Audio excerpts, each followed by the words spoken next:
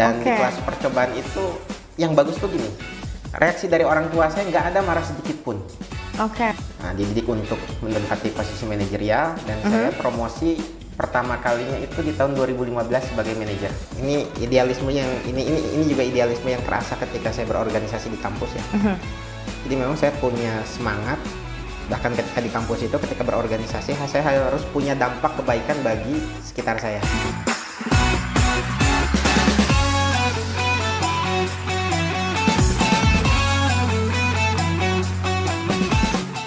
Assalamualaikum warahmatullahi wabarakatuh. Selamat pagi pemirsa di rumah, kembali lagi di podcast Bukan Mimpi dan masih bersama Kela tentunya.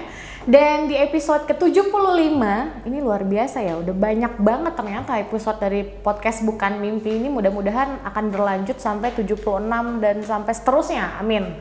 Seperti biasa dari setiap podcastnya Bukan Mimpi, Kela tentunya akan ngobrol-ngobrol santai dengan narasumber-narasumber yang pastinya akan menjadi kita akan mendapatkan banyak pelajaran dari beliau ini. Dan untuk di episode 75 sudah hadir bersama Kela. Mungkin buat yang sudah akrab atau mungkin yang pernah bekerja di dunia penerbangan kayaknya cukup akrab dengan beliau. Tapi kalau misalnya di awal beliau di dunia penerbangan, sekarang beliau ngurusinnya air nih. Boleh kita kenalan dulu sama Bapak Agung Anugrah. Selamat pagi Bapak Agung. Pagi Mbak Kela. Kela panggil Pak Agung ya. Oke. Gimana Pak Agung kabarnya hari ini, sehat? Alhamdulillah sehat. Gimana hari pagi-pagi udah kita gangguin untuk datang ke studionya RTV? Aman ya? Nggak ada macet di jalan ya? Alhamdulillah lancar. Alhamdulillah. Pak, tadi kita sempat ngobrol pada saat off air ya Pak. Kalau ternyata Bapak ini tentunya kalau misalnya kita bahas ini bekerjanya, kuliahnya itu di pertanian. Kalau boleh tahu dari jurusannya apakah dari SMK atau mungkin Bapak memang udah kuliahnya dan pengen banget jadi saya pengen masuk fakultas pertanian deh gitu. Gimana Pak awal mulanya? Kok bisa pertanian nih?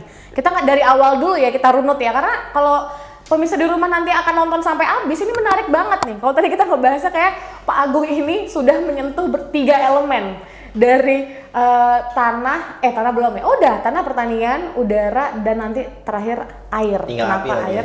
Api yang belum. Nah, kenapa kok bisa kita ngebahas 4 elemen ini? Nanti akan tahu jawabannya di akhir. Jadi kita ngobrol dulu. Gimana Pak Agung? Awal-awalnya kuliah ngambil jurusan pertanian. Nah, itu kenapa tuh? Apakah emang dari dulu pengen atau mungkin ya yang lulus cuman ini nih gitu? Iya. Jadi zaman saya itu namanya SPMB ya, Seleksi Penerimaan Mahasiswa Baru. SPMB, oke. SPMB. Nah, pada saat itu saya punya target itu masuk negeri. Oh, universitas negeri. Dan di Bandung. Oke. Karena di zaman saya biaya untuk di universitas negeri itu jauh lebih murah ya. Oke. Itu pesan dari orang tua saya juga. Target masuk negeri karena kalau ke swasta kayaknya biayanya berat. Mungkin nggak lanjut dulu. Jadi saya punya target harus masuk negeri. Nah, di negeri saya sebetulnya nggak terlalu punya gambaran yang sangat detail harus kuliah di mana tuh nggak ada. Nggak ada. Bayangan saya kan ya namanya juga kelas 3 SMA ya, sering ikut tryout kayak kan. Tryout banyak gagalnya juga. Jadi impian kampus saya dulu karena saya nih di Serang dan kota terdekat untuk kampus besar itu kan Bandung ya. Bandung. Jadi target saya itu Bandung. Di Bandung pilihannya kan 2 ya. Kalau kampus negerinya ITB sama Unpad. Di ITB kayaknya saya udah nggak bakalan masuk lah. Udah pesimis lah kayaknya Pak ya. Gagal mulu gitu. Iya. Udah akhirnya saya realistis lah masuk. Saya ngambil IPC ya. Meskipun ketika SMA saya jurusannya IPA, saya ngambil IPC tiga pilihan kan. IPC kemudian kan ada pilihan jurusannya tuh apa aja kan. Nah, saya tuh hobinya tuh jalan-jalan. Salah satu yang saya pilih itu hubungan internasional. Nah, 2-nya lagi saya nanya sama kakak saya, jurusan apa? Ya udah ambil manajemen sama pertanian aja lah. Jadi pilihan pertama manajemen, kedua HI hubungan internasional, ketiga pertanian. Kan targetnya negeri ya. Iya. Nah, pas gitu ya alhamdulillah lulus. Dan dapatnya di pertanian? Ya, tiga-tiga pilihannya Unpad semua. Tiga-tiganya Unpad. Akhirnya Bapak memilih ke pertanian? kan kalau pilihan 1, 2, 3 itu kan nanti ketika SPMB langsung diumumkan kelulusannya tuh di jurusan yang mana kan gitu. Kan prioritas berdasarkan urutan prioritas. Iya, benar. Kuliah lah di pertanian. Jadi saya kuliah di pertanian itu sama sekali nggak ada bayangan sebelumnya akan menjadi apa tuh, sama sekali nggak ada sebetulnya. Oh, berarti memang Bapak waktu itu targetnya udah deh yang penting masuk universitas negeri dulu gitu. Masuk negeri lah gitu kan. Benar, sama Kela juga gitu Pak kisahnya Pak. Dan kita ngambilnya sama HI, tapi Kela yang keduanya komunikasi. Komunikasi dan perikanan. Lulusnya di perikanan dulu. Dulu zaman saya perikanan tuh masuk fakultas pertanian. Oh, satu fakultas. Satu fakultas. Oh. Baru pisah tahun berapa ya? 2005 ke 2000. Jadi baru pertanian beda. Angkatan berapa? Oh, Kela 2009 Pak. 2009. Saya Tapi di Unri ya waktu itu.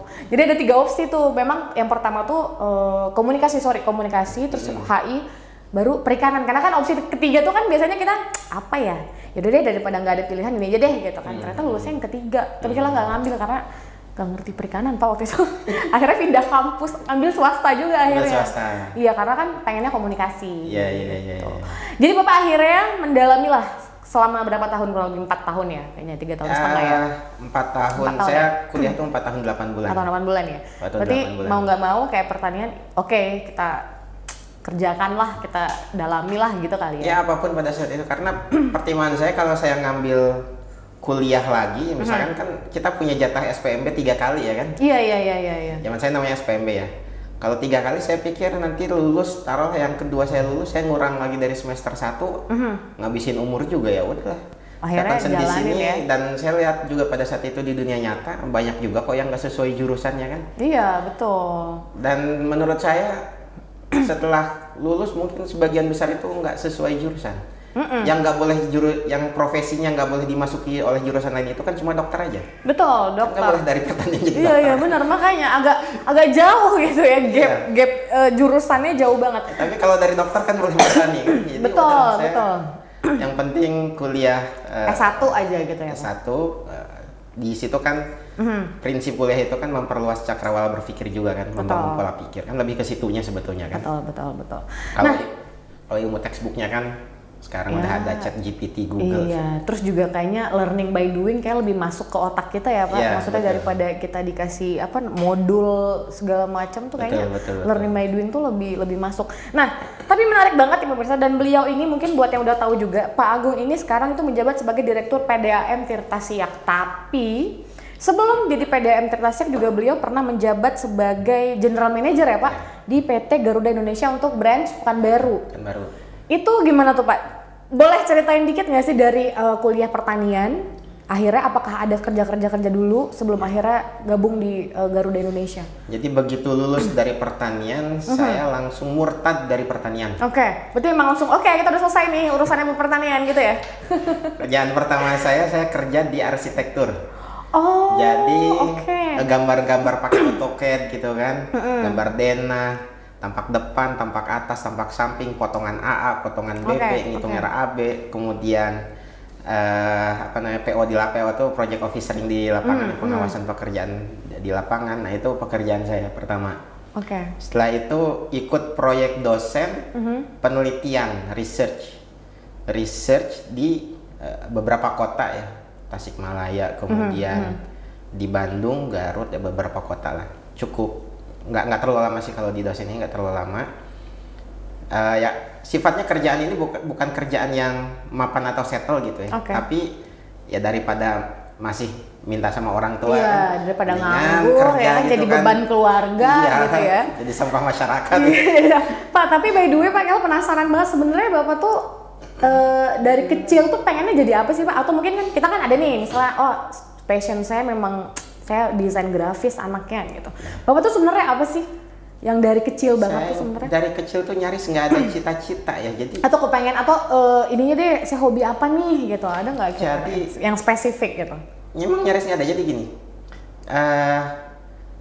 kalau misalkan ditanya waktu sama guru SD kan jawaban anak SD kan standar ya, polisi, dokter, pilot, presiden, astronot. Nah gitu jawaban saya standarnya presiden, cuma tidak dijiwai. Iya, jadi kalau sering ditanya cita-cita sama guru ini, nanti cita-citanya jadi apa? Presiden gitu, tapi nggak dijiwai gitu kan. Jadi nggak ada cita-cita yang dari kecil itu serius untuk saya kejar ya.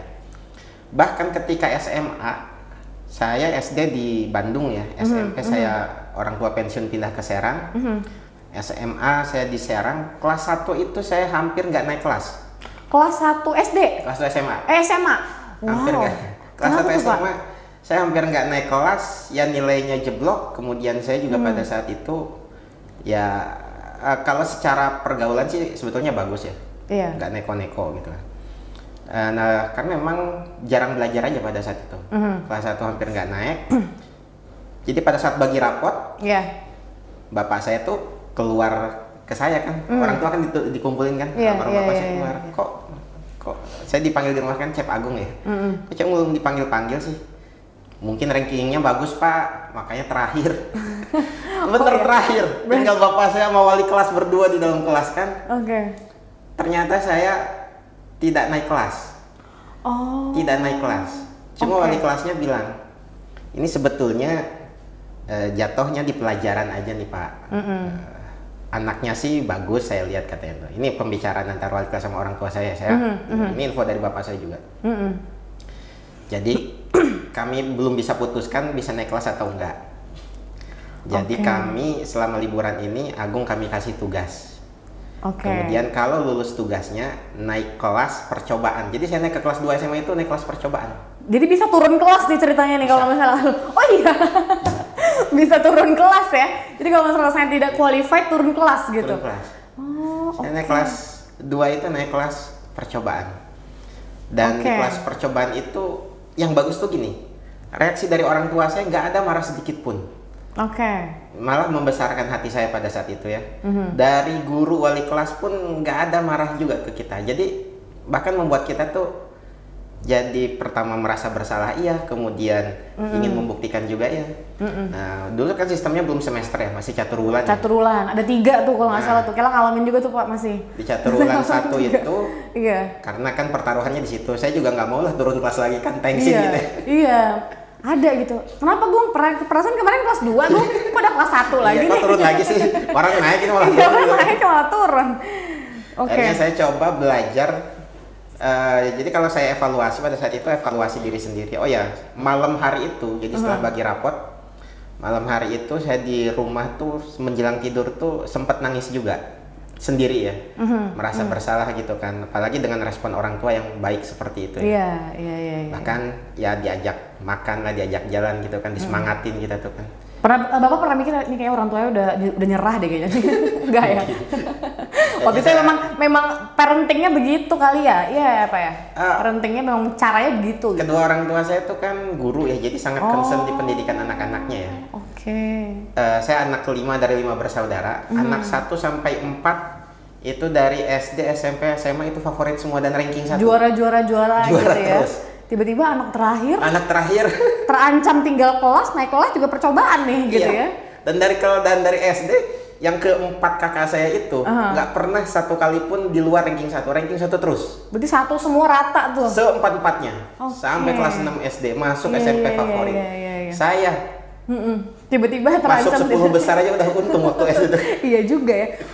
Tapi rangkaian 10 besar sih. Ranking 3 sekali lah ketika SD ya. Nah, pas SMA ini karena saya pada saat itu secara mental itu sebetulnya cukup drop ya. Apalagi kita bandingkan dengan saudara sendiri. Tapi respon orang tua fine aja. Malah tidak ada banding-bandingkan itulah tuh kakak kamu tuh juara 1 gitu, nggak ada ya. Banding-bandingkan, alhamdulillah artinya di situ. Artinya kelas 2 SMA itu saya mulai belajar. Saya mulai belajar. Belajar saya itu sebetulnya cukup sederhana. Saya hanya mengerjakan PR yang diberikan. Setelah itu enggak. Berarti nggak ada belajar tambahan, nggak ada nih? Nggak ada ikut kursus, nggak ada ikut bimbel, nggak ada. Ya kan biaya juga kan, orang tua juga sederhana. Jadi saya cuma mengerjakan PR apa yang diberikan guru, saya kerjakan sendiri. Biasanya kan nyontek semua kan. Dan ternyata dengan berbekal itu aja, saya masuk ranking 8 di kelas 2. Oh, ada progres nih. Ada progres. Selamatlah saya kan. Iya, minimal 10 besar ya kan. 10 besar. Cowok 2-nya malah ranking 4 di kelas kan. Naik lagi nih 5 besar nih. Nah, maka ketika itu kelas 1 itu, kelas 1 tuh mulai saya berpikir cita-cita dan ngukur diri. Jadi cita-cita saya pada saat itu cita-cita saya tuh ya, karena Serang ini kan kota industri. Cita-cita saya itu cuma jadi karyawan biasa, punya gaji 5 juta, rumah sederhana, satu motor, istri, anak 3. Itu cita-cita saya. Realistis Pak kayaknya. Realistis. Itu realistis banget ya. Itu nggak kelas- muluk-muluk ya. Iya, Itu iya. cita-cita saya kelas 1 SMA melihat kondisi saya. Jadi dengan kemudian saya bisa masuk negeri, kayaknya ini udah over dari target deh. Itulah yang saya syukuri gitu kan. Di kelas 3 itu ya seputaran 10 besar juga lah. Tapi artinya bukan yang menonjol banget lah. Dan karena saya punya target itu negeri, saya masih ingat tuh ujian itu kan bulan Mei ya. Dari bulan April 1 bulan full itu saya belajar sendiri full. Semua buku dari kelas 1, buku-buku LKS, semua buku saya baca dan latihannya saya kerjakan semua tuh. Latihannya saya kerjakan semua. Dan alhamdulillah pada saat itu ketika ujian nasional, NEM saya tertinggi ke-5 di sekolahan. NEM tertinggi ke-5 di sekolahan. Kemudian SMA saya ini bukan SMA yang favorit dan bagus-bagus amat juga sebetulnya. Ya, biasa lah ya. Biasa. Kalau kakak-kakak saya baru SMA favorit. Oh iya. Ya oke. Ini menarik banget Pak. Tapi sebentar, kita tahan dulu nih Pak. Karena ternyata cerita dari beliau yang sempat spill sedikit ini tuh ternyata mungkin titik balik Pak Agung untuk oke deh saya harus lebih baik daripada ini tuh yang terancam tidak naik kelas tadi kayaknya nih. Sampai mungkin siapa tahu itu ada menjadi motivasi beliau akhirnya sampai beliau ada di posisi yang sekarang. Ini menarik banget pemirsa di rumah, kita akan bahas lagi nanti lebih dalam lagi mengenai kehidupan mungkin pada saat masa kecilnya Pak Agung, bahkan mungkin keluarga juga, dan bagaimana sih awal mula dari beliau berkarir sampai akhirnya sekarang menjabat sebagai direktur PDAM Tirta Siap. Nah, penasaran kan? Kalau itu jangan kemana-mana ya, tetap di podcast Bukan Mimpi.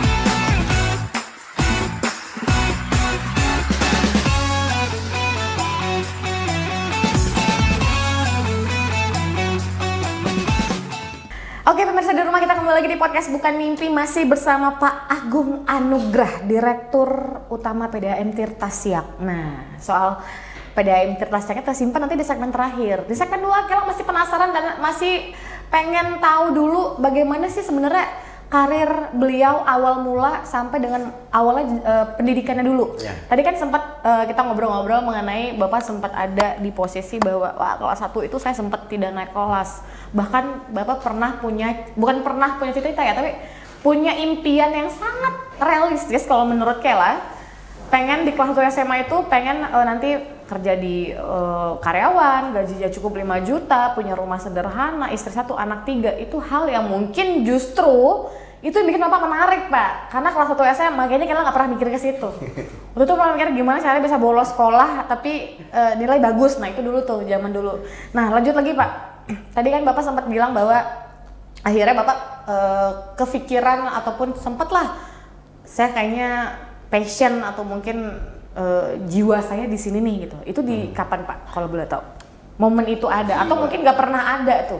Jadi Bapak kayak oh yaudah deh let it flow aja, ngalir aja gitu. Itu di kampus ya. Jadi saya kan masuk Unpad. Ketika saya masuk Unpad, saya tertarik dengan dunia organisasi kemahasiswaan. Jadi saya ikut di berbagai organisasi kampus. Dan sebagai catatan juga, dari SD sampai dengan SMA saya tidak pernah jadi pemimpin. Ketua kelas pun nggak pernah. Karena sekali saya benar-benar siswa yang nggak menonjol tuh, benar-benar dari akademis nggak menonjol, dari leadership juga nggak menonjol, OSIS saja nggak pernah ikut, ekskul di sekolah juga nggak pernah ikut. Jadi memang yang mungkin biasa-biasa aja. Nggak kelihatan gitu kali ya? Nggak kelihatan ya. Nah, tapi ketika masuk kampus saya sangat tertarik dengan dunia organisasi. Dan saya aktif di berbagai organisasi. Dan pada saat itu, ini pertama kali dalam hidup saya jadi ketua, itu di semester 2. Oh berarti masih baru-baru lah ya sebenarnya ya. Dan itu tuh jadi ketua apa coba, ini ketua yang levelnya tuh ecek pakai banget pangkat 3 ya. Ketua apa Pak? Ketua kelompok praktikum dasar-dasar agronomi. Oh jadi ketua kelompok dulu nih. Itu kelompoknya 3 orang nggak nih? 3 orang nggak kelompoknya? Nggak, agak banyak ya? 7 ya, agak banyak. Ketua kelompok praktikum dasbron. Karena saya ini nggak pernah jadi ketua satu kali pun, ya ada keinginan lah ingin mempersembahkan yang terbaik untuk teman-temannya. Iya dong. Saya beli buku Menjadi pemimpin efektif, judulnya tuh. Asik, padahal itulah buku yang pertama dalam hidup saya baca tuntas. Padahal cuma jadi ketua kelompok ya. Kirain tuh ketua BEM gitu, ketua apa. Kan itu kan agak keren ya kalau itu. Iya. Tapi luar biasa Pak, hal kecil itu Bapak sangat appreciate berarti. Jadi dengan hal kecil jadi ketua kelompok Bapak sampai beli buku dan itu effort banget itu. Dan saya baca tuntas dan saya praktikan. Dan ternyata teman-teman di kelompok saya tuh adalah sisi kepuasan di protes juga banyak sih ya kan. Itu semester 2 ya. Semester 3 ketika ada pencalonan ketua BPA. BPA itu semacam DPR-nya lah kalau di kampus ya. Nah, saya dicalonkan oleh teman-teman gitu kan. Ini hasil baca buku tadi nih kayaknya nih. Karena dicalonkan, ya udah bolehlah, dan saya juga tertarik di dunia organisasi. Akhirnya saya bersedia dan terpilih sebagai ketua BPA. Itu tuh Badan Perwakilan Angkatan, semacam lembaga legislatifnya lah. Itulah karir pertama saya di organisasi. Jadi kalau ditanya tadi pertanyaannya, mulai punya passion, tertariknya di mana? Mungkin sisi ketertarikan saya adalah di manajerial, ngurus organisasi apapun itu. Mulai saya punya passion di situ akhirnya. Setelah itu beberapa kali jadi pimpinan organisasi. Pokoknya kalau singkatnya ya, kuliah 5 tahun tuh selain ketua kelompok praktikum Dasger ada 5 kali jadi ketua lah. Organisasi kampus lah pokoknya. Level kampus. Berarti sebenarnya justru ya kayak Bapak bilang tadi bahwa Bapak sebenarnya passion itu di manajerial, karena memang ada beberapa orang yang memang di akademis dia tidak terlalu menonjol, tapi di soal organisasi gitu. Nah, mungkin Bapak juga baru menemukan passionnya itu pada saat kuliah. Nah, terus Pak, akhirnya nih setelah lulus kuliah, tadi kita sempat ngobrol juga Bapak sempat ada kerja di beberapa tempat yang tidak sesuai jurusan ya. Nah, itu kalau boleh tahu tuh tahapan-tahapannya gimana tuh Pak, sampai akhirnya Bapak untuk di tahun pertama yang ada jabatannya nih, agak bergengsi nih jabatan saya di urutannya dulu ya. Lulus kuliah kerja di arsitek. Setelah itu ikut dosen, proyek-proyek, termasuk jadi panitia SPMB. Berarti itu dapat sangu lumayan lah ya. Ya lumayan untuk menyambung hidup lah. Untuk menyambung hidup, jadi seenggaknya udah nggak minta orang tua lagi nih. Cuma gitu kan ya. penuh ketidakjelasan kontraknya, nggak jelas gajiannya kapan, kerjanya udah beres, honor belum dibayar kan. Iya betul. Tapi setidaknya itu bisa menyambung hidup lah. Kemudian saya pernah ngajar bimbel juga. Pokoknya semua yang saya bisa menghasilkan duit pada saat itu saya lakukan. Di satu sisi saya punya kebebasan juga untuk nge-apply lamaran kemana-mana. Karena kan kerjaan serabutan gitu kan nggak terlalu mengikat ya.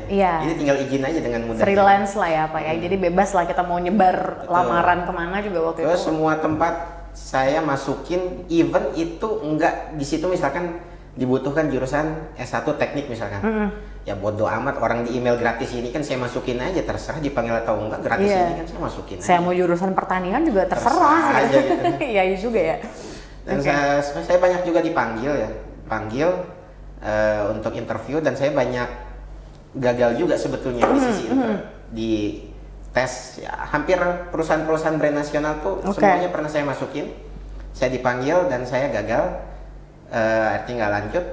Tahun 2009 itu saya dapat proyek yang agak lumayan lah, proyek banjir Kanal Barat di Jakarta. Jadi ini kerjaannya teknik sipil sebetulnya. Lagi-lagi nggak sesuai pertanian. Iya, nggak sesuai dengan pertanian tadi ya. Jadi sejak dulu saya sudah murtad. Jadi gelar saya kan SP, sarjana pertanian. Bercandaan kita sama teman-teman, SP itu sarjana percuma gitu. Jadi percuma aja. Yang penting S1 nggak S1 kok gitu kan. SP apa itu sarjana percuma. Sarjana percuma. Iya. Terus Pak lanjut Pak. Terus nge-apply semua ya. 2009 dapat proyek banjir Kanal Barat, lumayan lah bayarannya agak lumayan untuk tahun itu dan untuk saya yang fresh graduate. Seumur itu juga ya. Karena udah dikasih mes, sudah dikasih makan 3 kali sehari, udah TB lah pokoknya.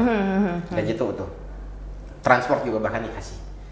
Nah, punyalah tabungan, saya ngambil kursus 3 bulan di Pare Kediri. Untuk bahasa Inggris. Karena saya juga evaluasi. Ya kalau mau di situ saya mulai punya target. Ketika kuliah saya udah punya target harus masuk perusahaan besar. Memang saya punya target sejak kuliah tuh masuk perusahaan besar.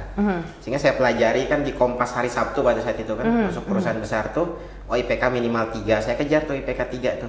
Kemudian S1 semua jurusan diutamakan dari kampus ternama gitu kan. Unpad cukup itu ternama banget. Lumayan lah. Ternama lah. Kemudian apalagi ya, menguasai bahasa Inggris. Kayaknya saya kurangnya di sini nih. Karena beberapa kali interview in English itu emang fail sih saya. Terus saya ngambil kursus 3 bulan di Pare, lumayan kerasa drastis sekali ya peningkatan skill bahasa Inggris saya. Nggak lama setelah itu ada beberapa lamaran dan lolos di Garuda Indonesia. Salah satu di Garuda Indonesia itu interviewnya memang English sejak awal ya. Berarti di awal dari Garuda itu posisinya apa dulu nih Pak? Saya sebagai MT angkatan pertama. Manajemen trainee angkatan pertama. Itu pendidikan 1 tahun. Setelah itu penempatan pertama saya di Balikpapan. Dan alhamdulillah kalau MT memang dididik untuk di posisi manajerial ya. Dan secara bayaran juga dibandingkan pegawai yang reguler, kita begitu masuk juga udah lebih tinggi duluan memang. Cara gaji, sifatnya masih uang saku pada saat pendidikan, tapi memang udah tinggi.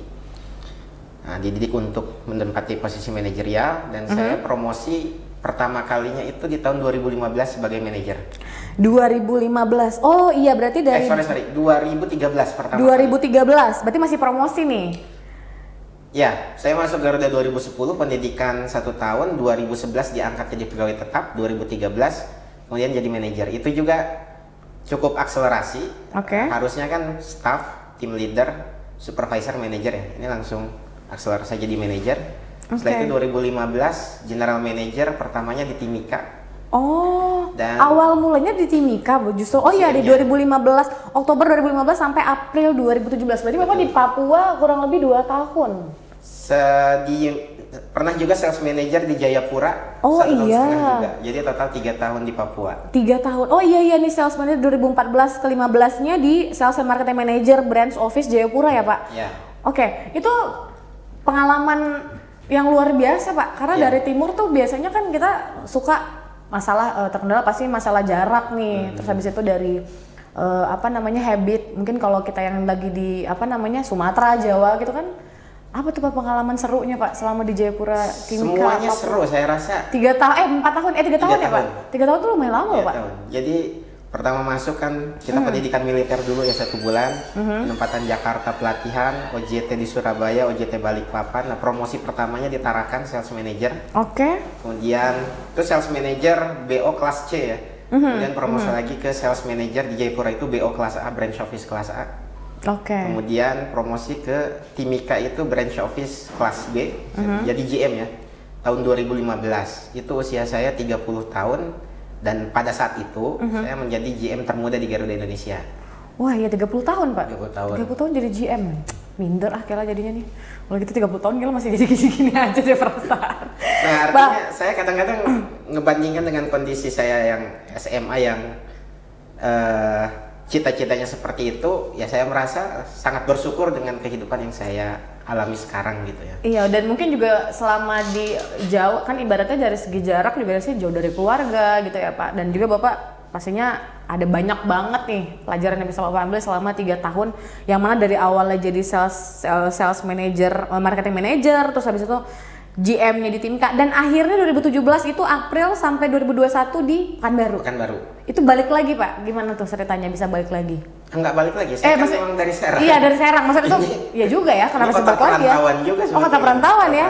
Tapi Bapak di sini kita lihat cukup aktif juga ya Pak, sebagai speaker juga nih selama di Pekanbaru nih. Iya. Udah lumayan banyak. Dari sejak sales manager di Jayapura sih sering diundang-undang acara seminar, ngisi training, karena memang saya ngisi training, pelatihan, seminar itu sejak saya kuliah memang. Iya. Kayaknya ngira Bapak orang putra daerah sih, makanya kayak rasa memiliki banget tuh Pak, balik lagi. Terus Pak akhirnya di Pekanbaru, 17 sampai 21. Berarti kurang lebih ada sekitar 4 tahun lah ya. Nah selama 4 tahun di Pekanbaru, berkeluarga di Pekanbaru atau? Nikah udah sejak 2012. Udah nikah 2012. Berarti pada saat istri, di Balikpapan. Anak-anak di? Ikut terus kemanapun kemanapun. Jadi Timika, Jayapura, sampai Pekanbaru akhirnya ikut. Oke. 2012 nikah di Balikpapan. Cukup muda waktu itu? 27 tahun. Ya, standar lah ya. Nah, terus akhirnya Pak, selama sampai dengan 2021 Bapak menjabat sebagai General Manager Branch Office Pekanbaru di PT Garuda Indonesia.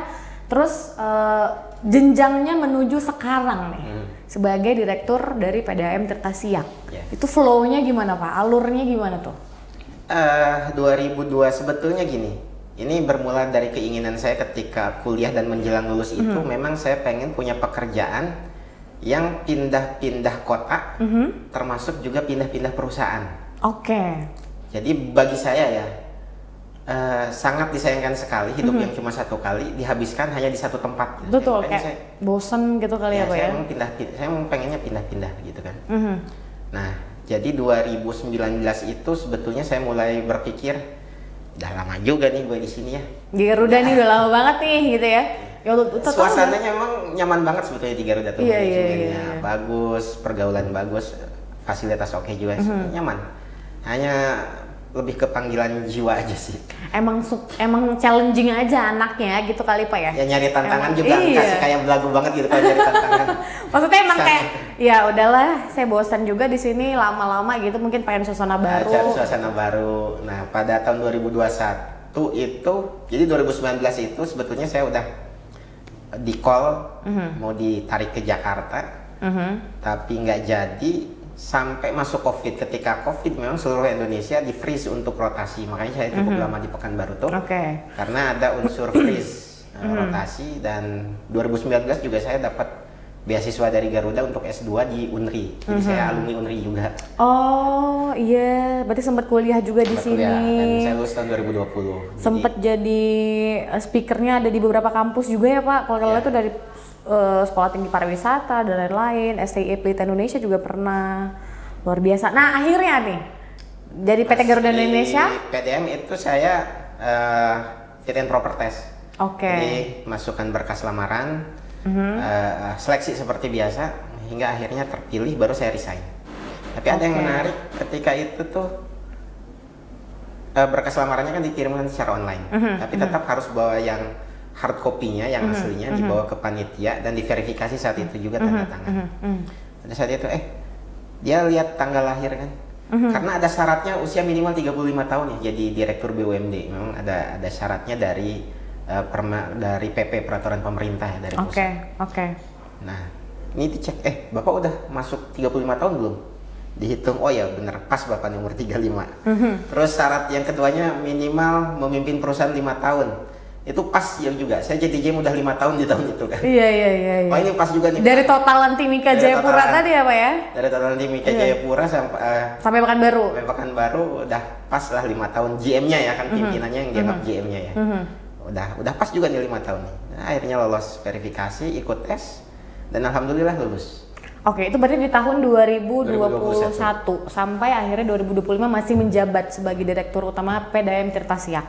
Nah, pemirsa di rumah, lanjut ke segmen 3. Kita akan ngebahas dan mengulik lebih dalam karir beliau dari 2021 sampai dengan sekarang selama menjabat sebagai Direktur Utama di PDAM Tirta Siak, dan apa aja sih sebenarnya PDAM Tirta Siak itu ngerjain apa aja. Mungkin banyak juga yang belum tahu nih, yang berhubungan sama air nih apa ya gitu kan, masih banyak yang belum tahu programnya apa, dan beliau ini memimpin bertugasnya sebagai apa. Kita akan ngobrol lebih dalam lagi nanti di segmen 3. Jangan kemana-mana, tetap di podcast Bukan Mimpi.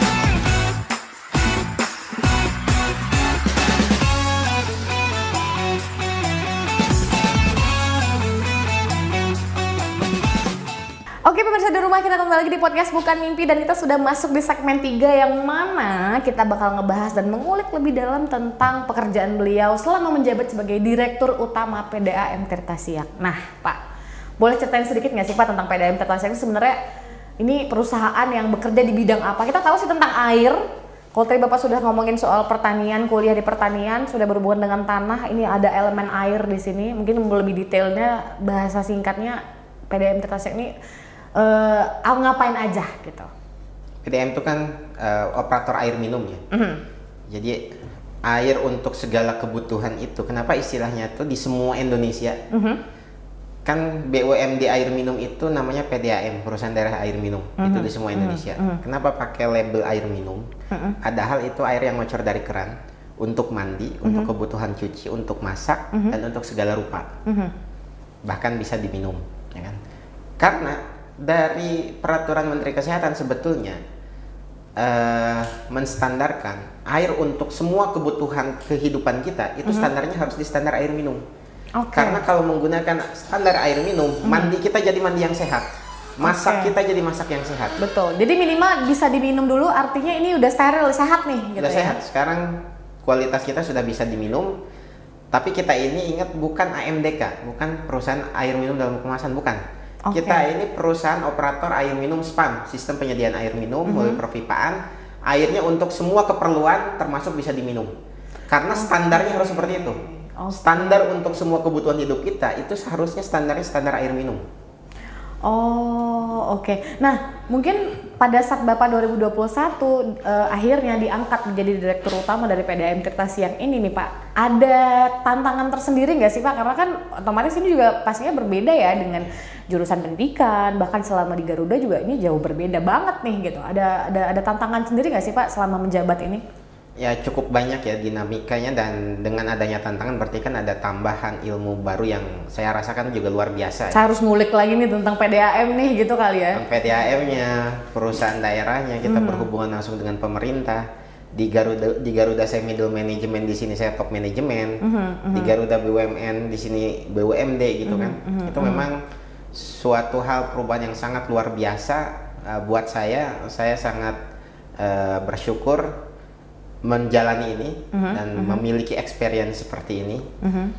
Perbedaannya tentu ya, kalau kita bicara perbedaan dari perusahaan sebelumnya, BUMN udah SOP jalan semuanya, well managed lah secara GCG, udah secara tata kelola perusahaan sudah sangat baik.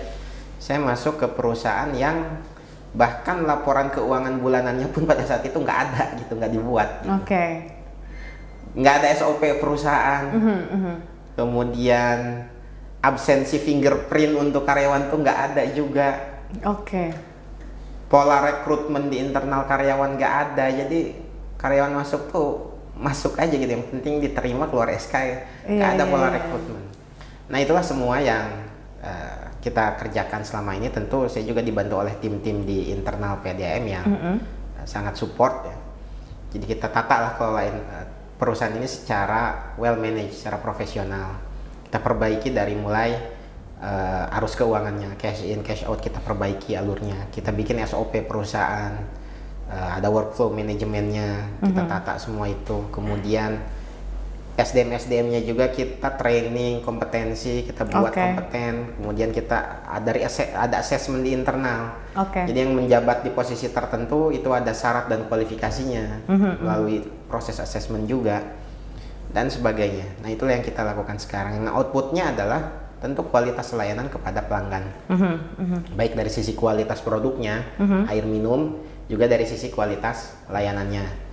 Nah, yang menjadi tantangan saat ini adalah pipa-pipa kita yang lama yang memang sudah sangat uzur sehingga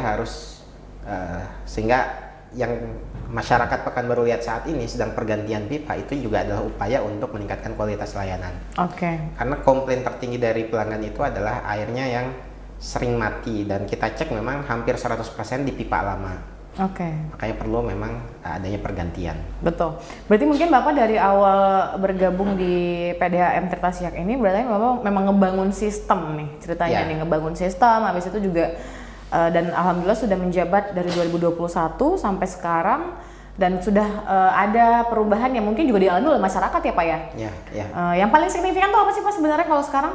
Kualitas airnya, kemudian layanan respon time kita, kemudian GCG kita juga kita perbaiki juga, sehingga dan ini akan berdampak langsung kepada layanan pelanggan. Kalau GCG kita nggak bagus, kita tidak menerapkan sistem anti fraud, maka pelanggan juga akan banyak masalah ke depannya. Betul. Terus juga sekarang mungkin sudah banyak juga ya Pak yang merasakan bahwa air kerannya udah bisa diminum gitu, udah mungkin persentasenya udah berapa Pak kalau untuk Pekanbaru ya? Secara kualitas secara kualitas air kita baik di pipa baru ataupun pipa lama sangat sedikit sekali isunya. Kalau kita bicara kualitas ya. Betul. Tapi kalau misalkan air yang suplai air yang nggak merata, yang memang itu di pipa lama, dan saat ini sedang proses penggantian. Jadi PR besar kita dari sisi layanan adalah tinggal di pressure dan supply air kepada pelanggan, harus 100% pelanggan itu dapat air secara kontinu, itu tantangan kita. Dan salah satunya adalah dengan adanya proyek spam ini untuk mengganti pipa-pipa lama dengan pipa baru. Berarti juga untuk jangkauannya juga lebih luas ya Pak ya? Mungkin udah sampai ke pedalaman juga ya Pak, harapannya ya Pak? Ya kalau kita kan BUMD air minum di bawah pemerintah Kota Pekanbaru, jadi cakupan layanan kita hanya sebesar Kota Pekanbaru ya. Saja. Oh, oke. Mungkin kalau di luar kabupaten yang lain mungkin ada PDM-nya masing-masing. Jadi PDM itu BUMD air minum di bawah pemerintah daerah tingkat 2. Nah, terus sekarang masyarakat sudah bisa merasakan, atau mungkin juga tadi Bapak yang sampaikan bahwa sedang ada peremajaan juga untuk pipa dan segala macam. Nah, program dari PDAM Tirta Siak sendiri nih Pak, mungkin banyak juga pemirsa di rumah yang belum tahu gitu kan. Mungkin mereka cuma taunya mandi doang, makan doang nih, atau minum aja, tapi mungkin nggak tahu lebih detail lagi mengenai mungkin program dari PDAM ini seperti apa, atau mungkin ada hal-hal yang sedang dipersiapkan untuk masyarakat gitu misalnya. Ada nggak Pak kira-kira? Ya kalau program tentu selalu ada ya, yang namanya program perusahaan itu salah satunya adalah yang sedang kita lakukan sekarang, relokasi pelanggan. Jadi di ruas-ruas jalan yang sudah ada pipa barunya, pelanggan kan sebelumnya istilah kita tertapping ya, tapping itu jadi ini rumah pelanggan, ini ada pipa. Nah, melewati lah ya. Kemudian ada pipa yang masuk ke rumah pelanggan kan. Nah, pipa yang melewati rumah pelanggan ini kan semulanya pipa lama. Kemudian sekarang hadir pipa baru, nah kita pindahkan dari pipa lama ini ke pipa baru. Dan pipa lamanya tidak kita gunakan lagi. Itu namanya proses relokasi yang saat ini sedang kita lakukan. Alhamdulillah progresnya sudah mencapai 2.300 dari 6.900 berapa persen tuh ya? Sekitar 30% ya, sekitar 30%. Sekitar 30%. Kalau lancar, ini akan berjalan terus sampai dengan pembangunan pipa di tahun 2028. Kita akan melakukan terus relokasi ya. Jadi pipa baru dipasang, pelanggan yang semula mengambil air dari pipa lama kita pindahkan ke pipa baru. Berarti punya target di 2028. 2028. Seiring dengan pembangunan infrastruktur pipa baru tentunya. Nah kalau misalnya kita melihat mungkin di masyarakat Pekanbaru khususnya, justru kita jarang ada mendengar isu yang airnya tidak bersih, itu jarang banget ya Pak. Mungkin kalau di kabupaten ataupun di luar daerah Pekanbaru mungkin iya. Nah itu merupakan salah satu bare minimum dari PDAM juga nggak Pak? Maksudnya biar jangan ada komplain nih dari customernya kita gitu.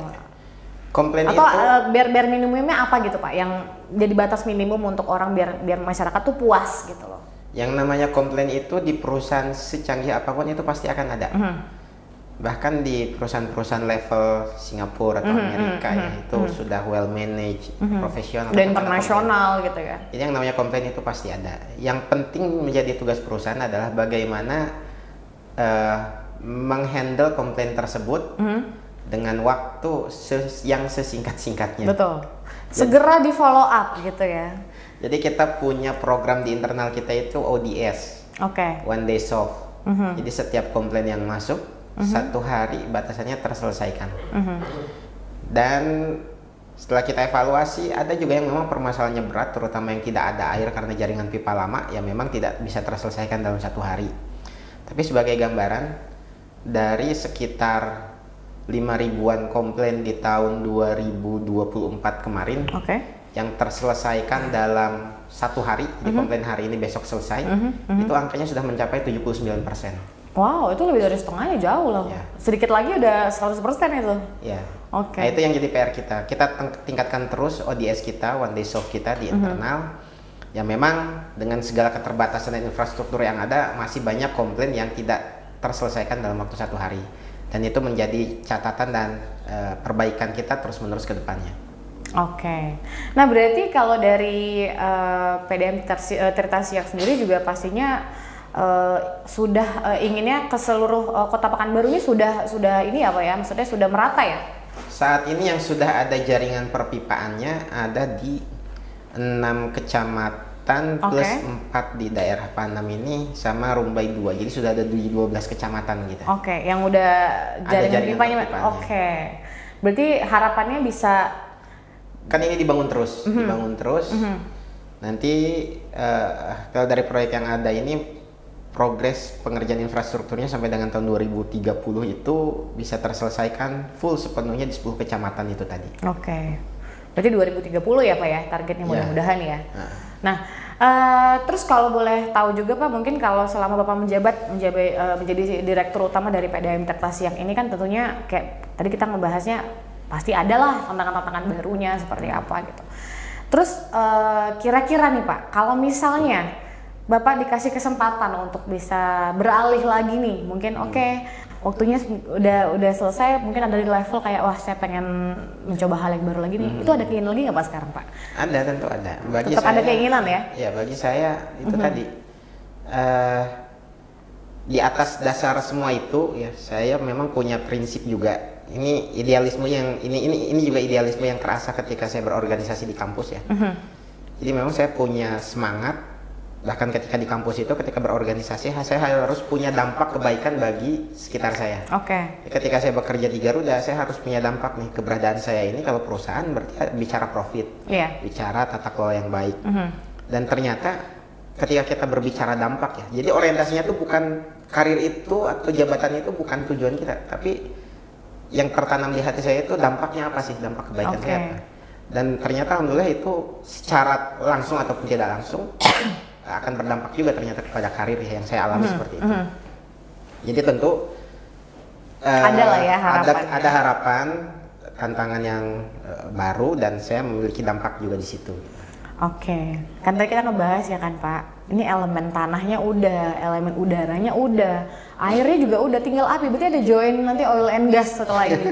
Boleh buat perusahaan yang lagi meng-hire general manager atau direktur utama deh, yang lagi di perusahaan yang berhubungan dengan api, kayaknya nanti akan menjadi next stopnya Pak Agung. Pak, sebelum kita ke closing statement, Kela punya pertanyaan yang sangat template sebenarnya. Pertanyaan ini udah saya ajukan ke semua bintang tamu nih. Bapak di posisi sekarang ini itu pernah bermimpi nggak sih Pak? Pernah ada di posisi yang sekarang gitu? Enggak sebetulnya. Kenapa Pak kalau boleh tahu?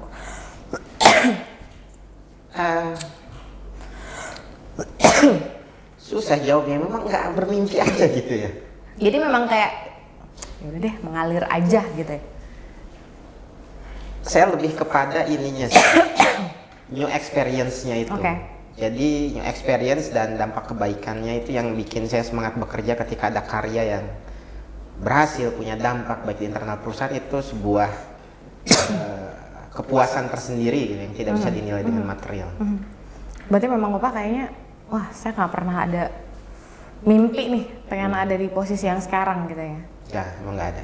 Sama sekali. Berarti sekarang ini di luar ekspektasi kah? Atau mungkin atau di atas apa yang Bapak mau? Iya dong, karena kan pas SMA ini kita cuma jadi karyawan pabrik gaji 5 juta. Sekarang kan gajinya nggak 5 juta, Bos. Iya kan ya? Itu emang agak sedikit jauh, tapi alhamdulillah bisa memberikan banyak kebaikan untuk orang banyak. Ya tentunya kita tidak munafik juga, ingin yang lebih baik lagi, dan tentu dengan lebih baiknya itu bisa membawa dampak yang lebih besar lagi gitu. Karena kadang-kadang gitu kita bisa membantu orang justru kalau kita di posisi yang bagus ya Pak ya. Kadang gitu ya, maksudnya kadang-kadang nih orang-orang juga kalau kita nggak jadi apa-apa nih, dia ada underestimate-nya juga. Bisa nggak sih ngelakuin sesuatu gitu? Karena kita ngerasa kayak wah dia kan cuman misalnya nih dia nggak pengangguran nih gitu, nggak bisa ngelakuin apa-apa gitu. Kadang buat nunjukin itu juga kita harus ada di posisi yang bagus juga ya Pak. Pak, closing statement dong Pak, apa yang mau disampaikan untuk pemirsa di rumah, pesan-pesannya mungkin terkait PDAM juga boleh atau apa aja, silakan. Ya mungkin buat adik-adik yang masih SMA atau kuliah, seburuk apapun prestasi akademis, jangan pernah pesimis. Karena masa depan kita sendiri dan masa depan orang lain tidak pernah ada yang tahu. Pada saat saya lulus kuliah dan teman-teman saya yang seangkatan itu sudah pada keterima bekerja di perusahaan yang bonafit ya, kakak saya itu bilang ke saya, tenang aja, kan belum tentu finish hidup ini kan. Iya. Bisa jadi orang lain itu kalau dalam berlari itu lari duluan, tapi finishnya harus kita duluan kan. Iya, betul. Keren, tepuk tangan dulu Pak. Luar biasa loh. Ini pelajarannya kalau orang bilang itu cuma sekedar kata-kata motivasi, enggak. Ini ada bukti nyatanya Pak Agung nih, bukti nyatanya nih. Pernah ada di level terendah bahkan terancam tidak naik kelas. Tapi alhamdulillah beliau dengan kegigihannya beliau, tentunya dilengkapi dengan ikhtiar dan doa juga tentunya, beliau sampai di posisi yang sekarang ini. Berarti tidak ada yang tidak mungkin, itu bukan kata-kata klise ya Pak, nggak ada yang nggak mungkin, itu bukan kata-kata klise tuh. Itu beneran bisa terrealisasi kalau kita juga berikhtiar dan juga punya doa gitu. Kan kayak tadi kakaknya Bapak bilang, finishnya kan belum nih, ya kan? Nggak apa-apa kita startnya belakangan, tapi finishnya harus duluan, ya kan? Keren banget tuh bisa di rumah, luar biasa. Obrolan kita hari ini sangat-sangat hangat dan menginspirasi banget ya. Mudah-mudahan Kela mau ngucapin terima kasih dulu buat Pak Agung. Kasih Mbak Kela. Sudah menyediakan waktunya yang sangat sibuk ini untuk bisa datang ke sini dan sukses untuk di karirnya di PDAM Tirtasyak. Mudah-mudahan PDAM Tirtasyak bisa segera menyentuh seluruh masyarakat Pekanbaru khususnya. Oke pemirsa di rumah, terima kasih yang sudah menyaksikan episode podcast Bukan Mimpi 75. Ini episode ke-75 ya. Kita ketemu lagi di minggu depan. Jangan lupa saksikan setiap hari Kamis jam 10 pagi dan di kanal YouTube-nya Riau TV Production. Kalau gitu saya Kela pamit undur diri. Wassalamualaikum warahmatullahi wabarakatuh.